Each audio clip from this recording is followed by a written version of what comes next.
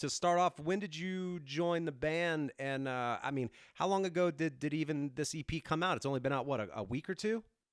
Not even. I think we're like three or Oh something, wow. maybe. Okay, damn. Yeah, we've been dropping a single, roughly by a single a month for the last little while, and first EP, one of three, just came out a few days ago, and so we're pretty Nice. happy with it. I joined in January. I just out of the blue. I mean, Ian and I know each other for God about 19 years, like Wow. a long time. And I was, the original drummer in Thornley, Ah, and then we parted ways there. We kept in touch. We always loved each other, always super close friends and stuff. And so we've always, he's always kind of played me some early Big Wreck stuff before he's, as he's recording it, which is just always a thrill just to hear what's in his head, with these big spaces in between. You know what I mean? yeah.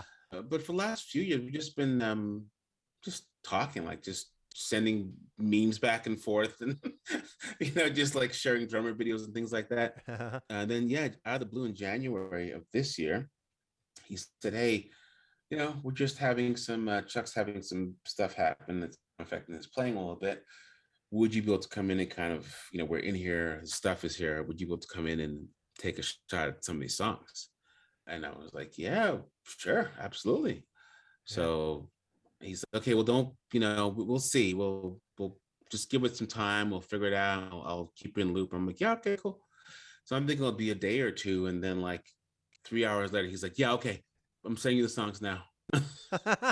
You coming tomorrow?" Like, so I went in the next day and tracked 3 songs off the 15 songs that he gave me. And then the Wow. following day did about roughly 2 a day till I was done. And it was, it was some of it was really challenging. It was very not easy stuff. It's Yeah. just really musical, and I don't have a lot of time to ingest it. I like to, I'm sure a lot of guys like this. I like to live with something for a while. I can put I call my barnacles on it. Sure. I can find the sweet spots to like leave space for something or play something cool, whatever it is. So the longer time I have to do that, the better I find for the music. So I didn't have that luxury this time, but it was pretty magical. It was really magical. And like, every other night Ian would text me, be like, "Dude, you fucking came and you stepped this up and you took it to another level," and like, oh, like, and just, just being really gushing with praise and stuff kind of made me feel like, wow, this is really special. And it's something that I feel like it's certainly the most special thing I've recorded. So I'm pretty proud of it. Absolutely. So that's interesting, man. I assume that you had months leading up to this with rehearsals and everything else. There was I wish. total trial by fire, just running in. And I mean, for instance, I've seen Yeah. that kit that you posted on Instagram. Super cool looking kit with the acrylic one. And so, did you just roll in and there was a kit? Pretty much, you just played the studio kit and rolled in with your cymbals and Yeah, they had a drum cartridge fabricator guy, this guy Jordan Gauthier with YC drums.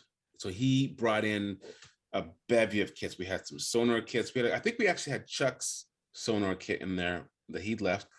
We had a couple Gretsch kits. We had like some straight up concert toms, 12, 13, 14 across the front, nice. 16, 18 on the floor, Yeah. Phil Collins Yeah. concert toms for so many songs, and Yeah.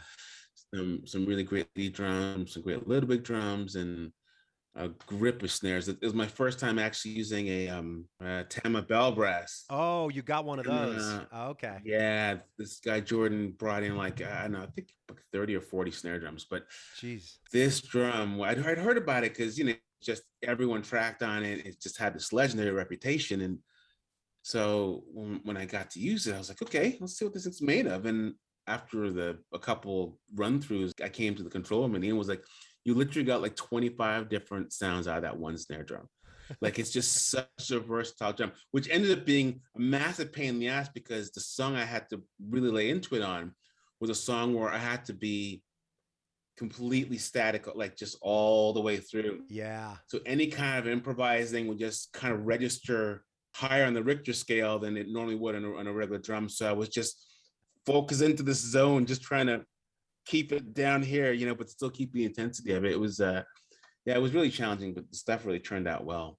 Damn, man. So he sent you 15 songs, and then you went in shortly thereafter. And to my, correct me if I'm wrong, you ended up tracking all 15 of them. Yeah, we got all 15, and I feel very fortunate that I get to work with Ian because as a session guy, I play with a lot of different people and a lot of stuff, like not for nothing. Like, we all have very specific musical tastes. A lot of stuff I session for, I love, you know what I mean? But it's just a means to an end. So it is what it is. Yeah.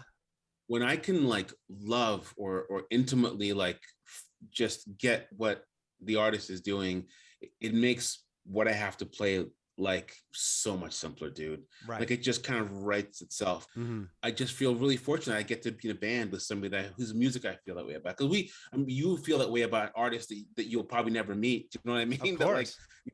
I feel that way about artists I'll never ever meet. I'd be like, oh, I'd love to be like that kind of support system for you. And I'm like, I get to play that with one of these artists, and I feel really blessed that I get to do that.